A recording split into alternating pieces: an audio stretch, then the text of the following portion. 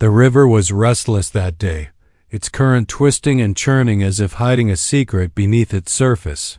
The sun was heavy in the sky, casting a golden light across the water, but there was nothing peaceful about the scene. The air was thick with the sound of rushing waves, and yet, above it all, came a sound that froze the heart, a cry. It was the cry of a boy, a desperate plea muffled by water, cut short by sputters and gasps. One glance was all it took to understand. He was drowning. His small arms flailed wildly, striking at the water that refused to let him go, his head slipping beneath the current again and again. Without thinking, she ran. She had no plan, no pause to consider the danger. All she knew was that a life hung in the balance, and hesitation was not an option. Her shoes barely touched the ground as she rushed to the river's edge, the grass brushing her legs, the roar of the current filling her ears. She could see him more clearly now, his face streaked with panic, his voice too weak to call for help anymore. The river pulled at him like a beast determined to swallow him whole. She felt her heart hammering against her chest, her breath sharp and quick, but she didn't allow fear to root her feet in place. With one final breath, she leapt into the water. The cold hit her like knives. The current spun around her body, dragging her off balance, but she fought her way forward. Her eyes burned, her arms cut through the water with fierce determination. And all the while the boy's struggle grew weaker. She reached out, fingers brushing against his arm just as he slipped under again. Summoning every bit of strength, she lunged deeper, wrapping her arms around him and kicking hard toward the light above. When they broke the surface, he coughed violently, sputtering and choking as the water spilled from his lungs. She held him tightly, whispering words she wasn't sure he even heard, words of comfort, words that pleaded with him to keep fighting. The river did not give them up easily. Every inch toward the shore was a battle, her muscles screaming, her chest burning for air. But she refused to let go. She dragged him through the relentless current, her body slamming against rocks, her arms trembling from the weight she carried, until finally, the ground rose beneath her feet.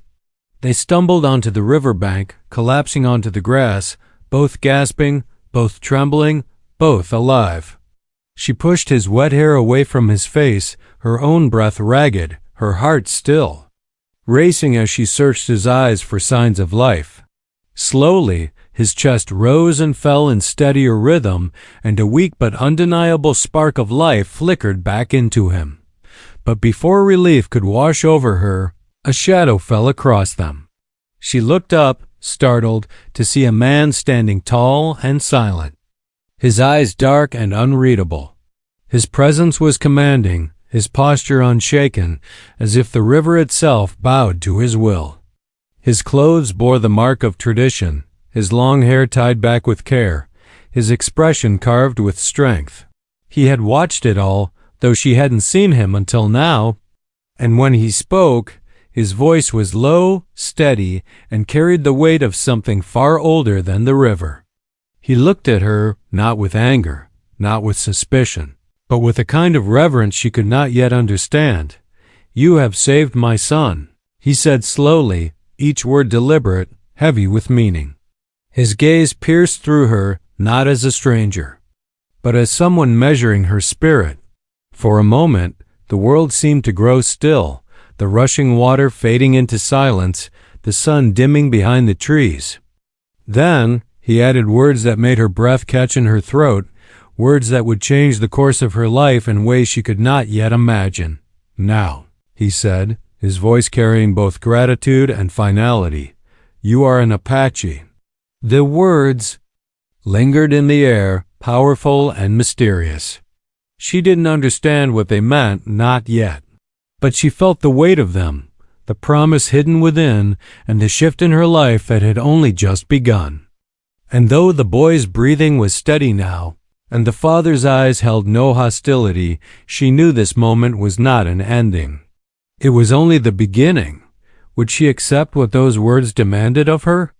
Could a single act of courage truly weave her into a world so different from her own? The river had given her back her life and his, but it had also pulled her into something deeper, something that would test her spirit, her strength, and her heart in ways she had never dreamed. And as she sat there on the river bank, the boy clinging faintly to her arm and the father's gaze still fixed on her, she realized one truth: nothing would ever be the same again. Her chest still rose and fell in sharp, uneven breaths as she sat in the damp grass, the river running wild just a few feet away, mocking her with its endless roar. She had thought that saving the boy would be the end of it, that once he was safe, she could rest, her part in the story finished. But the father's words hung in the air like smoke that refused to clear. "Now you are an Apache." They weren't, said lightly. They carried a weight that pressed down on her shoulders, leaving her unsure if she had just been honored, judged, or drawn into something far beyond her understanding. The boy coughed again, his small body trembling as he clung tighter to her arm, his eyes half open but alive. She brushed her fingers against his cheek without thinking, the way someone does when trying to comfort a child. He looked at her not with fear, but with quiet wonder, as though she had stepped out of some story he had only ever heard whispered. At night, his father's gaze, however, was different. Strong, sharp, filled with something that was not anger, but not simple gratitude either. It was as though he were studying her soul, searching for something hidden beneath her skin, weighing her very spirit against the river itself. She wanted to speak, to say she had only done what anyone would have done, but the words stuck in her throat. Nothing about this moment felt ordinary. The father's presence, the intensity of his eyes, and the strange power of his words, everything told her that this was no chance encounter. She looked down at her hands, still shaking from the cold water, still marked with the river's struggle, and wondered what it meant to be called Apache by a man like him. The silence stretched. The sound of birds in the trees above seemed too soft, too distant, compared to the beating of her own heart. Finally, the man bent down, his hand resting on his son's shoulder. The boy leaned into him, weak but safe, and the man's face softened, only slightly before turning back toward her. "You did not hesitate," he said quietly. "Most would have watched. Some would have shouted for help. But you went into the river without fear." She almost laughed, though it would have been hollow. Fear had been there. It had been loud, clawing at her chest, begging her to stay on the shore. But she hadn't listened. She couldn't. Something stronger than fear had pushed her into the water, and she wasn't sure what it was. Instinct? Desperation? Or something else, something she couldn't name? She shook her head slowly.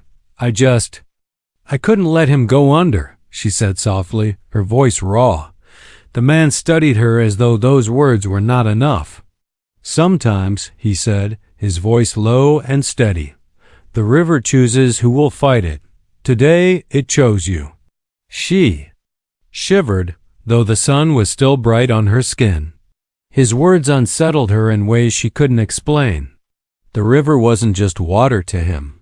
It was alive, it had a will, it tested those who touched it.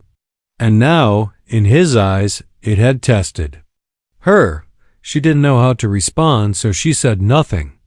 Instead, she listened to the sound of the boy's breathing, still ragged but steadying, and tried to calm the storm inside her own chest. The man stood tall again, lifting his son carefully into his arms. The boy nestled against him, exhausted, but safe, and she felt a strange emptiness when his small fingers slipped away from her. The father turned to leave, his steps slow but deliberate, carrying his child back toward the trees that edged the river bank. She thought that was it, that he would vanish into the woods, leaving her with only the echo of his words. But after a few steps he stopped. His head tilted slightly, and without turning fully back, he said, "Come." Her stomach tightened. She looked at the water still running wild beside her, then at the forest where he waited. Something in her wanted to stand, to follow, to know what his words truly meant. But another part of her hesitated, rooted in the grass. Who was he, really? Who were they? And what did it mean that he had spoken those words to her? Words that seemed less like gratitude and more like a declaration she wasn't ready to understand. For a long moment she stayed where she was, staring at the trees, at the shadows gathering between the trunks. The boy's faint cough carried back to her, pulling at her heart in ways she couldn't resist. Slowly, almost against her own will, she pushed herself up from the ground and followed. The forest swallowed her with its cool shade, the scent of pine and earth heavy in the air. The sounds of the river grew fainter behind her, replaced by the quiet rustle of leaves and the distant call of unseen birds. Every step she took felt like a crossing, as though she were leaving behind not just the riverbank but a part of herself she would never get back. The man moved ahead of her with steady steps, the boy resting against his chest, his movements practiced and sure, as though he belonged to these woods in a way she never could. She followed, unsure if she was being led or if she was chasing. Answers she wasn't ready for. They walked in silence for what felt like a long time, until at last the trees opened to a small clearing. There, the light fell differently softer, warmer, as if it had been waiting. The man set his son down gently on a blanket that looked as though it had been placed there earlier, as though this spot had already been chosen for them. He knelt beside the boy, speaking to him in a language he didn't understand, his voice low and soothing. The boy's eyes fluttered shut, his breathing steady now, as sleep claimed him. She stood at the edge of the clearing, unsure if she was welcome or intruding. But before she could step back, the man rose to his full height again, his gaze finding hers with unshakable steadiness. "Do you know what it means," he asked quietly, "to be called Apache?" The question struck her like a stone. She opened her mouth, but no words came. She shook her head slowly, admitting the truth. "No, I don't." For the first time, his expression softened, not with a smile, but with something that felt like respect. "It is not a name you take for yourself," he said. "It is a name that must be given, a name earned. You have done something today that cannot be repaid with words. You stepped into the river, into danger, without thought for yourself. That is courage. That is spirit. And now, you must understand, once you are called Apache, the river will never forget you." Her skin prickled, her breath caught. The river will never forget you. What did that mean? Was it a blessing or a warning? She wanted to ask, to demand answers, but something in his tone silenced her. He was not speaking only of water. He was speaking of something larger, something tied to land, to history, to blood. She lowered her gaze, her thoughts spinning, the weight of his words pressing deeper with every heartbeat. She didn't know what future awaited her after this day, but one thing was certain. The path she had walked before safe, ordinary, untouched, was gone. She had crossed into something else, something mysterious, and the river had marked her. For a dot, and though she tried to steady her hands, tried to slow her racing thoughts, she couldn't shake the feeling that this was only the beginning of a journey she had never chosen, but one she could no longer escape. The silence in the clearing lingered like a heavy fog, wrapping around her with an almost suffocating weight. The boy slept soundly, his breathing steady, but she could not rest. The father's words echoed in her mind, "The river will never forget you." She felt as if she had been pulled into a story much older than herself, one where every choice carried a meaning she did not yet understand. The man stood across from her, calm and immovable, his presence as solid as the earth beneath her feet. But within his stillness was something sharper, something she could not name. She wanted to ask what he meant, to demand clarity, but her voice felt too small in that place. Instead, she looked down at her hands, still scraped from the rocks in the river, and wondered if they looked different now to him, to his son, to herself. She had saved a life, but in doing so, she had stepped into a world where saving a life was only the beginning. The man finally broke the silence. You must understand, the river is not only water. It carries memory. It carries the strength of those who fought to live and those who were lost. When you pulled him from its grasp, you were seen, not only by me, but by what the river holds. That is why I said what I said. His words sent another shiver through her. She glanced at the boy, asleep and peaceful, and felt a strange mixture of pride and fear. She had acted from instinct, not to prove herself, not to be recognized. Yet here she was, being told she had been marked in some way. It made her wonder if the river had chosen her as much as she had chosen to act. She wanted to step away, to return to the life she knew before, but part of her knew that was impossible now. The look in his eyes told her she had crossed a line that could not be uncrossed. And deeper still, something in her heart whispered that she did not want to turn back. The man finally introduced himself in a quiet, deliberate tone, though the name felt less like an introduction and more like a statement of lineage. It carried weight, belonging to generations before him. She repeated it softly, unsure if she had pronounced it right, but he gave a small nod. Then he said the boy's name gently, as if naming him again while he slept. She whispered it too, letting it settle in her chest, knowing she would never forget it. The tension between them remained, though it was not born of hostility. It was something else, an invisible thread pulled tight, binding them to a moment neither had expected. She knew he did not see her as a stranger anymore, but she wasn't sure what he did see her as. A guest? A witness? A burden? Or something yet to be revealed? As the sun slipped lower in the sky, shadows stretched across the clearing. The man gathered his son into his arms again, the boy stirring faintly but not waking. He looked at her. Once more, you should not be here when the dark comes. The woods change at night. She hesitated, wanting to ask why, but his tone left little room for questions.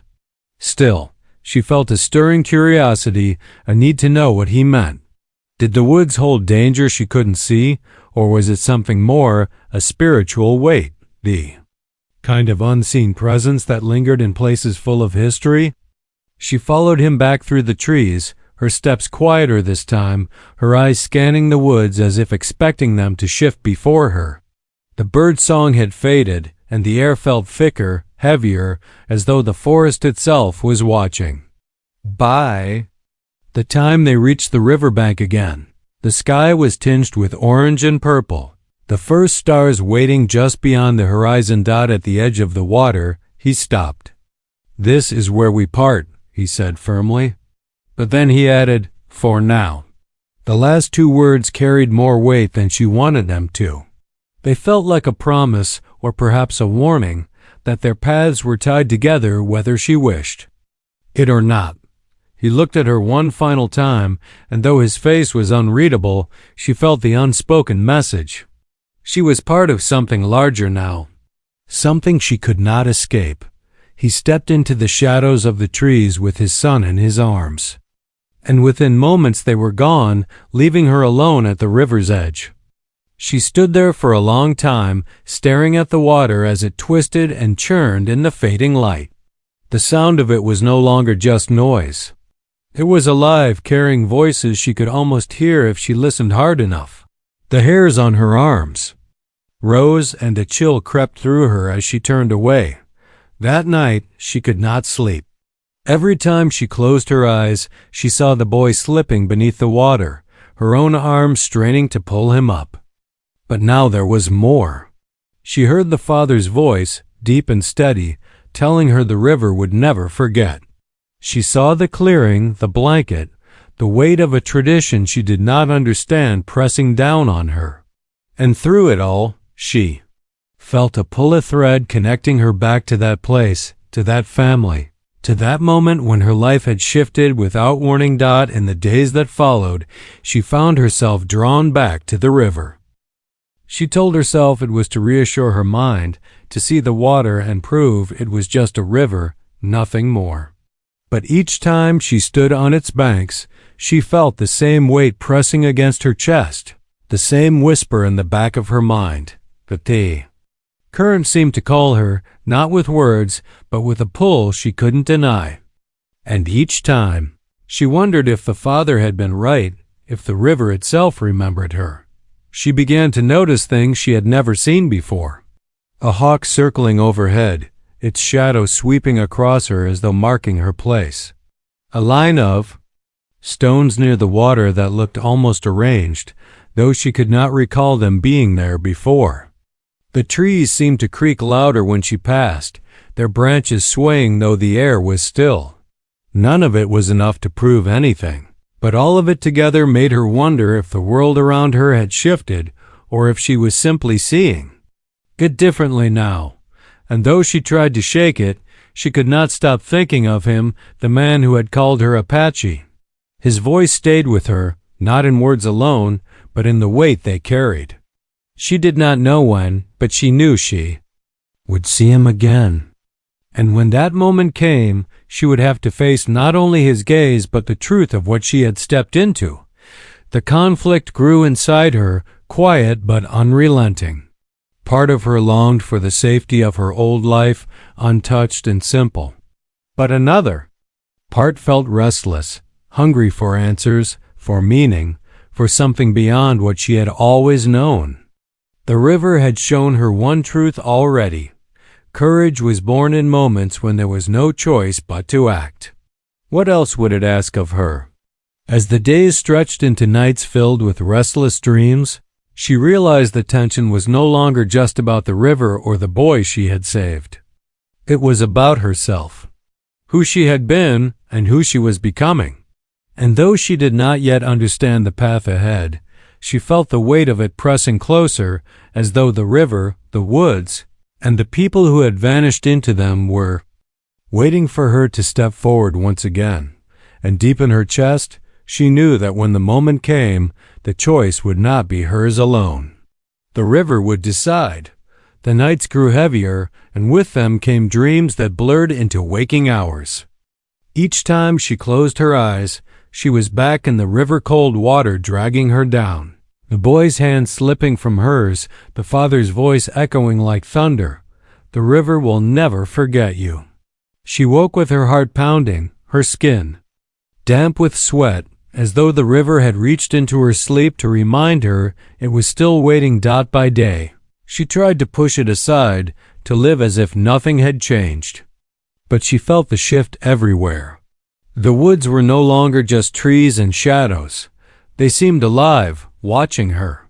The river's roar carried whispers she almost recognized, as though voices were buried in the current. Even the sky felt different.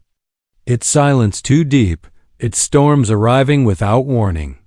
She could not shake the sense that she was being drawn towards something she did not yet understand. A path that had opened the moment she pulled the boy from the water. Then came the day when she returned to the river and found it not alone. He was there again, the father standing on the opposite bank, his figure dark against the fading sun. The boy was beside him, no longer weak, his small frame straight and proud. The sight made her chest tighten. She wanted to call out, but the river between them roared too loud, drowning her voice before it left her lips. Still, he seemed to hear her thoughts. His eyes met hers across the water, steady and piercing, and without words he beckoned. She crossed where the current was calmer, but even there, the pull of the water nearly swept her away. When she reached the far bank, her breath came in sharp bursts, her heart racing. But she saw something in the father's eyes, approval, perhaps, or simply acknowledgement that she had chosen to follow again. The boy smiled faintly at her, though. His smile carried secrets she did not yet understand. They led her into the woods, deeper than before, until the trees grew so dense the light struggled to reach the ground. Every step felt like walking into another world, the air heavy with the scent of pine and smoke. She heard faint drums in the distance, low and steady, beating like a second heartbeat that urged her forward. She did not ask where they were going. She only followed, her curiosity stronger than her fear, though both burned equally in her chest. At last, the woods opened into a clearing lit by fire. The flames crackled in the center, sending sparks into the night sky, and around it sat others' faces. She had never seen before, yet all of them turned to her as if they had been waiting. Their eyes carried the same weight as the father's, sharp and unyielding, but filled with something deeper, something rooted in tradition and memory. The boy sat beside the fire, his gaze steady, while the father stood tall among the others, his presence commanding even in silence. She felt the tension coil inside her like a tightened rope. This was no accident, no chance meeting. She had been brought here, not for saving a life, but for something far larger. The whispers of the river, the pull of the woods, the weight of the father's words, it had all led to this. But why?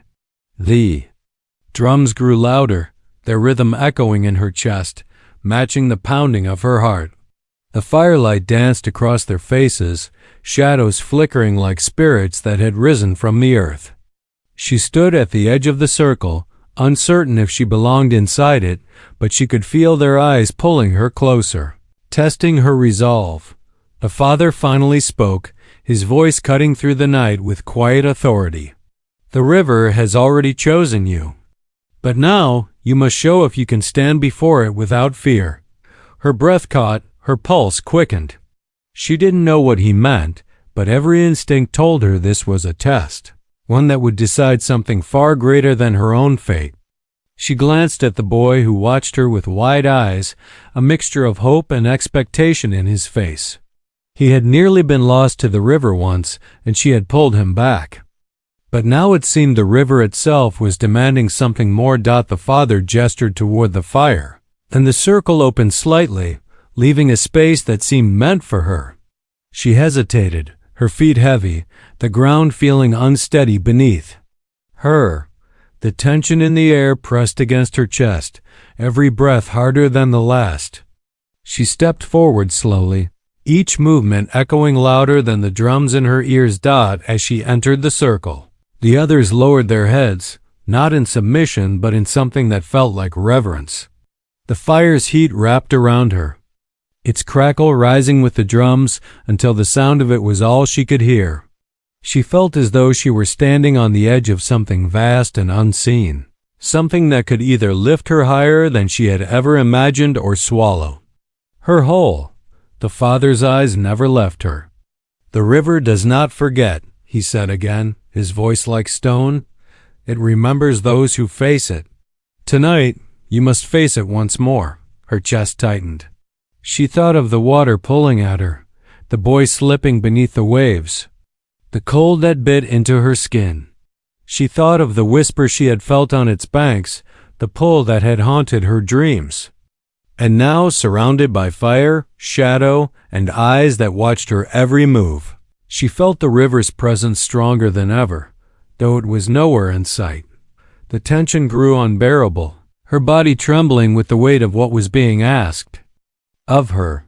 The boy leaned forward, his small hand clutching at the edge of the blanket he sat on, his eyes locked on hers.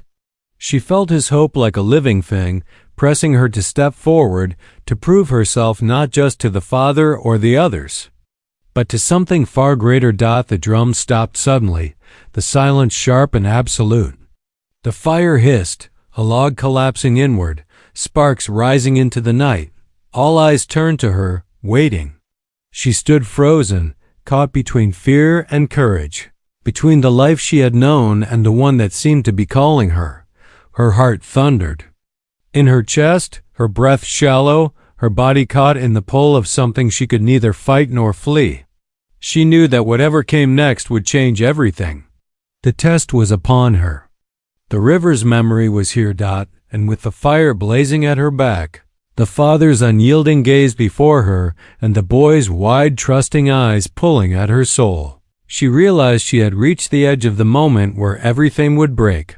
The climax was waiting. The silence after the drums stopped was unbearable, like the world itself had paused to see what she would do. The fire crackled, its sparks shooting upward into the night sky, but even the flames seemed to wait. Her heart pounded so loudly she thought the others must hear it, feel it. She stood frozen for a breath, then another, until finally, with her legs trembling and her throat dry, she stepped forward into the circle. The father's eyes never wavered from her. The others kept their heads lowered, their presence both comforting and suffocating, as though she were walking into the weight of generations she could not yet see.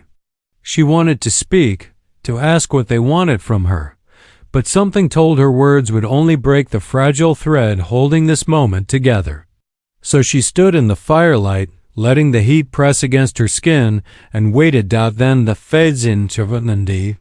Father raised his hand, and the stillness broke. "You faced the river once," he said, his voice carrying across the circle, deep and sure. "Now you must face it again, not with your body, but with your spirit." Her breath caught. She remembered. The current dragging at her, the boy slipping from her grasp, the desperation that had forced her to fight harder than she thought possible. She had faced the river with her body, then muscle, lungs, raw instinct. But what did it mean to face it with her spirit? The father gestured, and two others rose. They stepped forward, each holding a bowl carved from wood. One was filled with water, its surface rippling though no wind touched it. The other carried ashes, gray and soft, the remnants of fire long gone. They set them down before her, side by side, and stepped back into the shadows. She stared at them, her pulse quickening. The water gleamed in the firelight, dark and bottomless, as if it held more than it showed. The ashes seemed fragile, crumbling with the smallest touch of the breeze.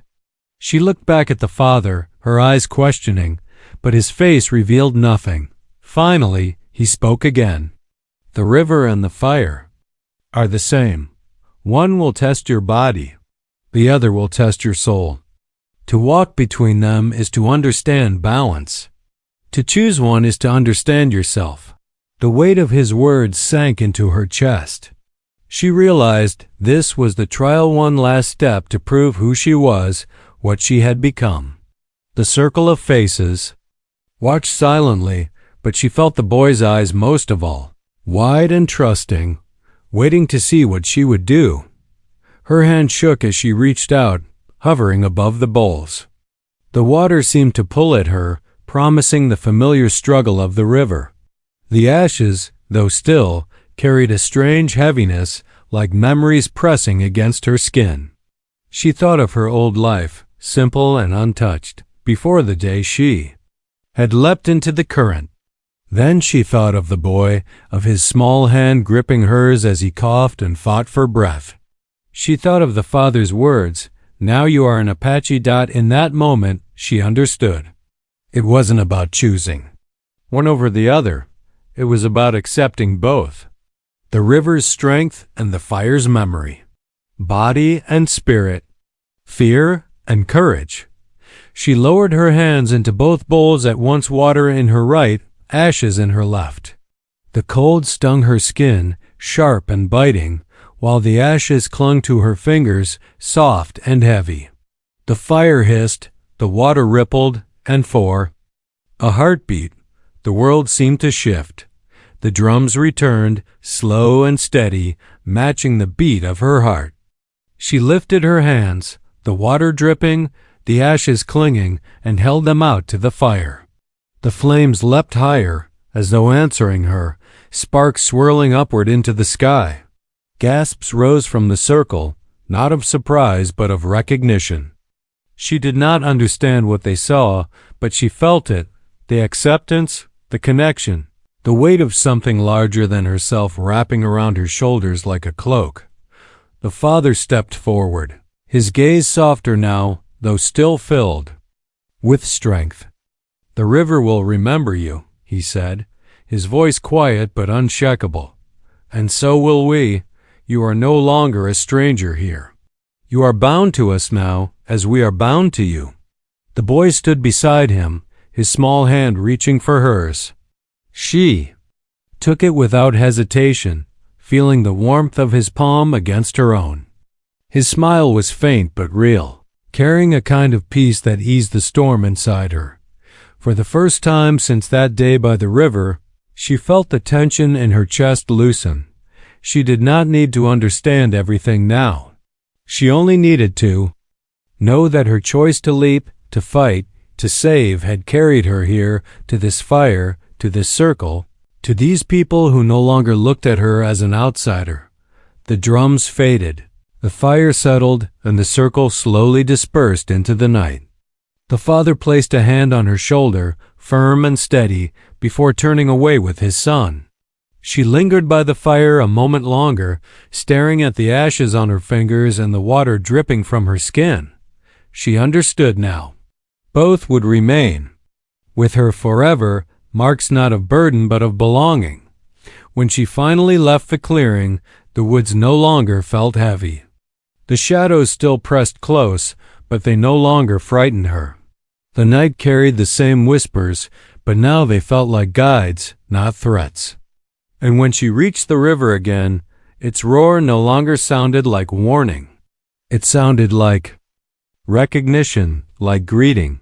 She stood at its edge, watching the current twist and surge, and for the first time she did not feel fear. She felt strength. She felt memory. She felt part of something that would endure long after her footsteps faded. From the earth dot in the days that followed, her life did not return to what it had been before. It couldn't. The boy's laughter still echoed in her ears. The father's words still burned in her chest, and the river's pull remained steady in her dreams. She knew she would always be different now, not because she had saved a life, but because she had been called into something greater than herself. She learned to walk between the water and the fire, to carry both courage and memory. And though she did not yet know where the path would lead, she knew one truth would remain with her forever. The river had chosen her. The fire had marked her. And she was no longer alone. The story did not end with the rescue. It did not end with the fire. It continued in every step she took forward, carrying the weight of that day, the trust of a boy, the gaze of a father, and the promise of the river that never forgets. And as she walked away from the water, the night settling quiet. Around her, she whispered to herself the words she had once feared, but now carried with pride. "Now I am Apache.